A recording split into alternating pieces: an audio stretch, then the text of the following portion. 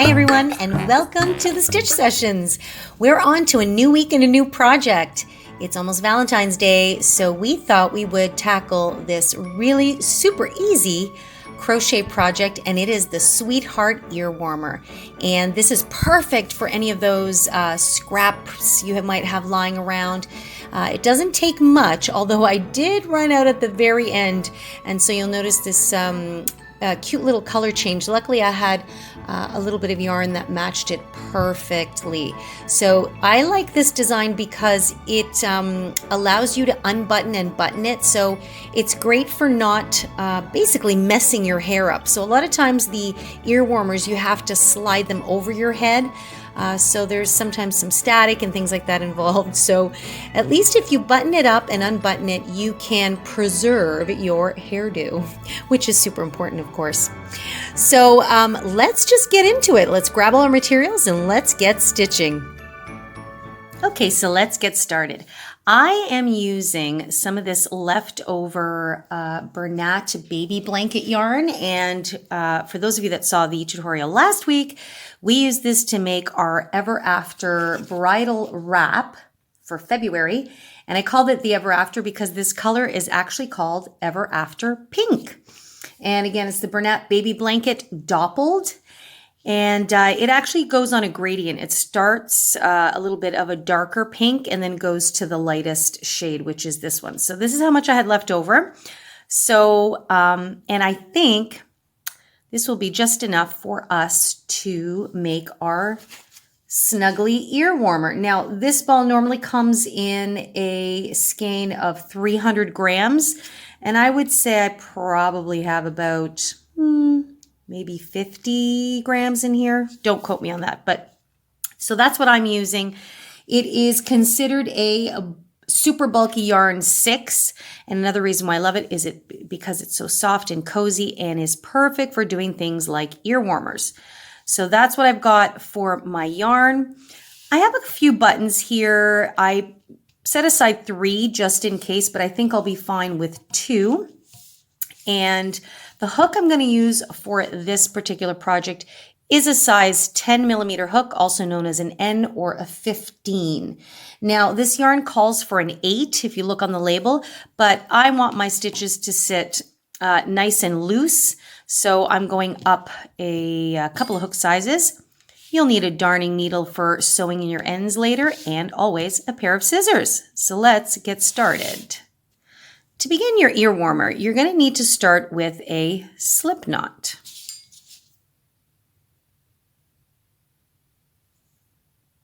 Just like that. The thing you want to be careful with this yarn is it's not the easiest to pull out if you are a tight crocheter. So I would definitely recommend staying nice and loose. And also another reason why I went up to a nice large hook size. So this is a really super great, easy pattern. Perfect for beginners to work on beginner projects. So what we're going to do is we're going to start off with a chain count of 11 chains. So I'm going to yarn over and pull through. And I'm going to do that 11 times. So you can see as I do it, it's nice and loose and relaxed, and that's what we want. 10 and 11. Now I chained 11 because I know that this is going to cover my ears and a little bit on each side. So a great way to measure is to just do a few chains. So in this case, we did 11, and make sure that it goes just under the earlobe and just above the top of the ear. And that's going to guarantee nice coverage and create a nice band around the head. Okay, so I did 11. Now what we're going to do is we are going to find the second chain from the hook. Remember, this one on the hook never counts. So we have 1 and we have 2. The other thing, just a little aside, this yarn sometimes, if you're super, super new, can be a little bit tricky to find your stitches, because see how it nuzzles in really snugly there. So just be patient, and again, stitching a little bit more loosely will make it a little easier for you to find your stitches. So I can feel mine out here. In the second chain from the hook, we're going to insert our hook and do a single crochet. So we'll yarn over, pull up a loop, and then yarn over and pull through 2. Okay, don't worry, that's loosey-goosey. It will all come together as the project continues. And that's what I'm going to do into every chain stitch, going across until I get to the end of my round, or of my row. Sorry, I always mix them up. I'm doing so many different projects. I get rows and rounds mixed up, just like that. And this is my last stitch here. Single crochet. And your first official row will look like this, okay? And if you're uncertain, you're going to go back and count. Now, because we start in the second chain from the hook, we should now have 10 stitches. And this is the number of stitches you're going to have always as you continue your work. So if you turn your work upward like this, you can see these little loops or V's. Those are the tops of your stitches. So we're going to count 1, 2, 3, 4, 5, 6, 7, 8, 9, and 10. So we're good with that. Okay. So now row 2, you are going to just turn your work. Okay. And now what we're going to do is we're going to chain 1, and you can chain 1 before you turn your work. And now we're going to work into the tops of our stitches here. So instead of working into the full stitch, we're going to work into the top, and specifically, we're going to work into the back loops of your stitches. So if it's facing you, this loop, the closest one to you is the front loop. This one is the back loop. And we have 2 videos on identifying parts of your stitch, and we'll just link it in the cards up here. If you want to have a quick reference to it, it wouldn't hurt to help you kind of feel more comfortable if you're a newer crocheter, but that's where we're going to go into. We're working into the back loops for row 2. So we've chained 1, and now we're going to go right into that back loop there and slip stitch for this row. So you're going to pull through, but then you're going to pull through that one there. Okay. So we're going to work into that back loop, but we're going to skip this first stitch because it belongs to the bottom of the chain 1. And we're going to go into the second one and into the back loop there. We're going to insert from the top inward, pull through, and then pull through the first one. So we're doing a slip stitch a row for this row. Okay, so you're going to see that when you slip stitch, the loops sit much more snugly together. Let's do that again. We're going to go into the very next stitch. Through the top of the stitch, we want to work the back loop and pull that yarn through both loops. Okay, be careful not to be tight here because you don't want your work to start bunching up. Okay, and that's what we're going to do in every single stitch. Insert, and then to slip stitch, you just grab that yarn and pull it through all of them. So the stitch and the loop on your hook. Again, go in the back loop, pull the yarn through the stitch and the loop on your hook. Oops. So it's going to look something like that. So you can see these loops are now a bit more snug along the top. Okay? Do that all the way to the end, and I'll meet you there.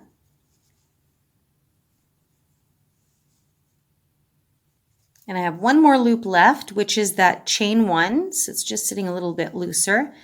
And I'm going to go into the top of that and slip stitch. And that was my 10th stitch. So I know I'm still nice and even. And your work is going to look something like this. Okay, so now you can see by slip stitching into the back loops, it just pushes the texture of the single crochet in a bit further. So it just creates this beautiful little texture here. Okay, so now we're just going to repeat row 1 and row 2. Okay, so really nice and easy. So going back to row 1, we're going to chain 1, very relaxed. We'll turn our work. Now we're going to go back to doing single crochets. So we are still going to continue working into the back loops though. So we're going to into the second stitch from the top. So we're not working into this stitch here. We are working into this one. Because we chained one, that counts as a stitch. So we're going to go into this next one here. Hopefully you can see that. If you have a hard time seeing, just turn it to the side. This first one belongs to your chain one, so we're not working into it. The next one, we're going to go into that back loop, insert, pull up a loop. Remember, it's single crochet, so we're not going to go through right away. We're going to yarn over and pull through again. Okay, into the next one, single crochet into the back loop, pull through, single crochet into the back loop, pull through. Okay, and don't worry if this is kind of coming around there. That is quite normal. So see, every time you work into the back loops, it's pushing this beautiful texture forward. And that is all. So I'm going to take you again to the end and then the beginning of the fourth row, which is actually the repeat of row 2. And then I'm going to set you loose until you get the circumference or the length to fit the circumference of the head you are making it for. So I'm just coming up to the end here. And I just kind of like going through the end here because sometimes that chain one, it's easy to get lost and think and can't find it or insert into the wrong spot. So I know that there's a loop here. I've just worked into that. And if you're ever unsure, just kind of feel your way in here. And your chain one is right there. That's the back loop. And then I'm just going to find, sometimes I have to go right into the stitch on the side and the very end. And I'm doing that because I know that that's my 10th stitch. So I counted back, and so that's my 10th stitch. I knew I had to find one in there. So you can see that this edge is coming nice and even. So now we're going to chain one and we're going to go back to repeating row 2, which is our slip stitch row. Okay, and when you're working into the back loops, you're going to see a little roundedness happening there. That's normal. That's because this chain one got pulled in a bit. So we'll fix that at the end. Okay, so you're going to chain one. Now you're going to just turn your work this way. We're going to skip this first one because the chain one is already spoken for here. We're going to go into the next one, insert our hook, and now we're going to slip stitch. Remember, not too tight. Insert into the next one and pull through the stitch and the loop. Insert and pull through. So it's pretty straightforward. It's a really nice, easy pattern. It's going to create beautiful texture. And this particular yarn especially is going to keep your ears nice and warm. And the thing I love about the button up is that you don't have to worry about messing up your hair. So put that through. So we're coming back to the last one here. And I'm just going to double check if I'm ever uncertain. So see, you've got something that looks like that. I'm going to count 1, 2, 3, 4, 5, 6, 7, 8, 9. 1, 2, 3, 4, 5, 6, 7, 8, 9, because there's the chain one. So I've got to put one more in here. So I can see that that's where my chain one was. And I just go into the top loop. Nice and loose, remember, and slip stitch. Just like that. Okay, so your work is coming out. So your work is starting to look something like that. And so what you're going to do is you're just going to continue on. So if I turn it this way, we want to create a long band. And this band you want to make sure fits around the circumference of the head. So you're going to go just behind, like just above the neck, behind, covering the ears, and to the top of your head. A lot of people will go around where the bangs sit of your hair. And so that's the length you want. Now, I happen to know that the circumference of my head is an average 22 inches. So I am probably going to start off by going up to 20 inches, because when we're doing the back loops, there's a lot of give. It's going to create a lot of stretch. So I'm going to stop at 20 inches and then suss out the situation there and see how it fits nicely around the head. You want it a little bit snug, but you don't want it super tight. You also don't want it super loose. So through wear and wash, the fibers will loosen. So just keep that in mind. And once you get the length that you are happy with, I'm going to meet back up with you and we're going to talk about how we're going to finish off and add our little buttons, and you're good to go. So I'll see you back here shortly. All right, now as fate would have it, I actually ran out of my Bernat baby blanket yarn just a little shy of where I needed it. So it's ended there. But I never fret. I am super happy to use up the last bit of this wonderful yarn that I had left over from a hat that I did. And I've actually had this ball sitting around here for a couple of years, and it's from the Paint Box yarn line. And I forget the name of it. I think it was called Cotton Candy or something candy related. I can't remember. But it actually blended perfectly just to finish off the final bit of my ear warmer. Now, you're probably thinking, well, this is a really thick, bulky 5, and believe it or not, this is also considered a bulky 5. But as you can see, it's actually not as thick as the baby blanket.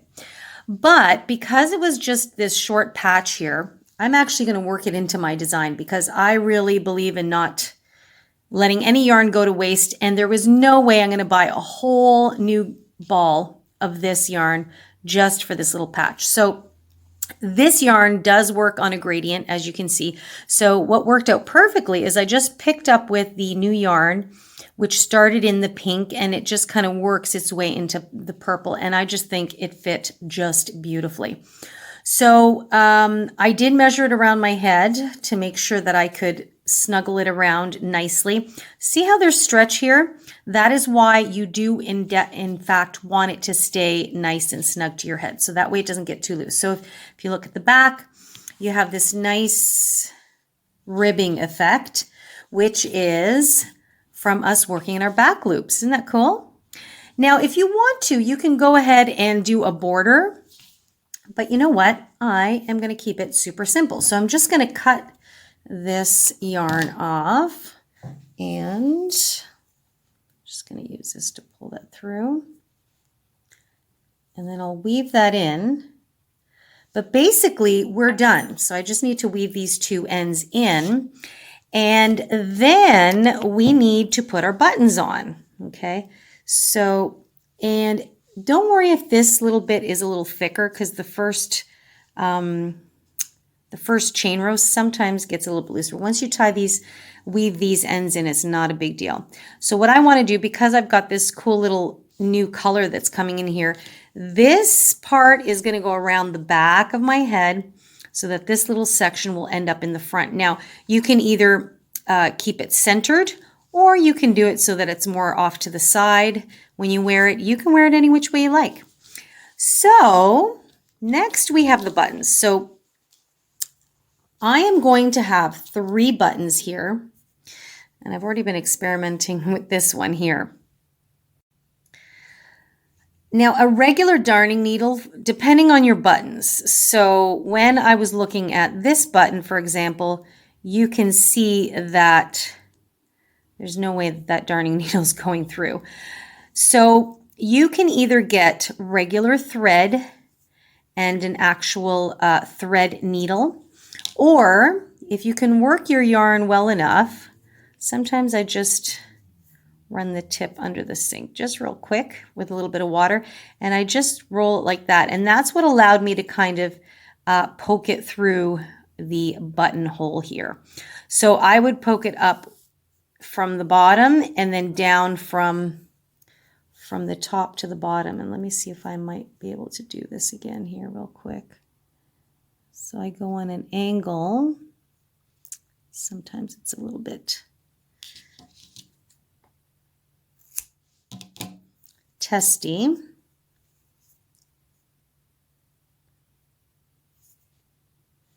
And then you just want to feed it through there. And yeah, I need to run it under the sink. Anyway, that's what you want to do. You're going to feed it up from the bottom, down through the top. And then you're just going to find the spot that you want to fasten it on. Now, I'm going to use the purple as the top flap. So I need to fasten my buttons on to here. Now, some people might even want to do 2 rows of buttons, like they might do a row close to the edge there, and then do a second row here, just in case they need to kind of pull it in further, because I know kind of where I want mine to be. Mine are going to go right about there, just like that. So once you've got your yarn here, and you're pulling it through the bottom, actually, let me just go do that, and I'll be right back. Okay. So I've gotten this one through here. Okay, so it just went in from the bottom and down through the top. And with it like this, I'm now going to, so what I would do is I'm going to cut this tail off here. And with the button as it is right now, I'm just going to find my spot. And actually, this is where I will use my darning needle. And I know you're thinking, what happened? What about the other 2 holes? Don't you worry, I haven't forgotten about them. But this is my way of working them nice and secure. Okay, so, I mean, you can pin yours down. In fact, you know what I'm going to do? I'm going to start with the center one because then it'll be easier to work the other 2 spacing-wise. So that's where I'm going to place my button. So I'm just going to take my darning needle. I'm just going to insert it anywhere and make sure that it pulls through. And in fact, you actually don't even need a darning needle. You can just grab a hook and you want to pull the other end through. Just like that. Okay. So you definitely don't want them coming through the same side. You want them exactly like this. And that way, you can just simply tie a knot. Now, I'm not going to do it too tightly because what I'm going to do now is I'm going to feed this back through the top close to where I already did it. So I'm going to just kind of find a spot somewhere close by, just like that. Oops. And I'm going to feed it through the top there. And then maybe on the other side, anywhere I can snuggle it in there. And just feed it back up through the top. Okay. And so now this is where I'm going to, actually I didn't even need to do the 2. Actually, I didn't even need to do both of them. You can just do one. Then what you want to do is you want to go underneath. See that empty hole there? I'm going to then get my yarn and feed it up through that one and then down through the other one and then back into the back. In fact, let me take this one back out because we don't need it. I got a little excited here. There we go. So yeah, you're going to feed it up and then down again and in behind, and then you will knot it. I would knot it a couple of times, and then if you want to weave in the end somewhere in there, you can. But that's what I would do. So you're going to do that for the 3 buttons, and then you're pretty much done because you don't really need to make buttonholes. See that? See how your work stretches nicely? So if I brought this across, I can just smoothly put that button around just like that. Doesn't that look cool? That's going to look adorable. And there you have it. So I'm going to go ahead and finish the other 2 buttons, finish putting them on. I'm going to weave in my ends so that way we can see what the final result will look like. But I am super excited. And I think it's just going to look absolutely adorable. Okay, guys, and here is the finished product. So I've got my buttons in, and yeah, it did give me a little bit of a hard time just because the yarn was thicker. Probably would recommend next time using 2 large buttons as opposed to the 3 smaller buttons. But again, I'm trying to use the things that I've got lying around as opposed to buying new items. So here we have it. So we've got a little bit of that extra that I had to add on at the end. But I'm really happy about the way it turned out because it just blends color-wise so nicely, and it adds a little detail to the front of the hat, or sorry, to the front of the ear warmer. Or you could make this the back actually, and then have the front all uniform like that. Look at how soft and cozy that is. And in fact, I was fooling around with my camera when I was taking pictures of myself in it. And I was just being silly and putting little emojis and things on there because I hadn't done my makeup yet. But I also accidentally slipped it around my neck, and it actually makes a really great neck warmer as well, especially for if you're wearing jackets that are a little tight around the collar. Sometimes a scarf is just too bulky, and sometimes a really snug short cowl or something like this, like a neck warmer. This truly would be a neck warmer. Fit just perfectly around my neck. So it actually serves 2-in-1 purposes. So really super sweet and easy. Our sweetheart ear warmer / neck warmer. A fantastic thing to work on for maybe Valentine's Day, or just something nice and sweet for yourself if you like, or a friend or somebody you know that could use one of these. These are super quick and simple to whip up, and it's just really, really lovely to work with. So I hope you've enjoyed this tutorial this week. Stay tuned for next week because we're going to be starting a really cool project. We had to break it down into a couple of parts, but I think you're going to be really excited to start this new challenge. So thanks so much for coming along. You know you can always reach me on Instagram at The Stitch Sessions. And if you have any questions, definitely pop me a comment down in the comment box below. Or you can just email me directly at info@crochetcrafty.com. And don't forget, tag me in your finished products. I'm dying to see the types of colorways you guys use. All right. So on that note, have an amazing day. Happy crocheting and take care.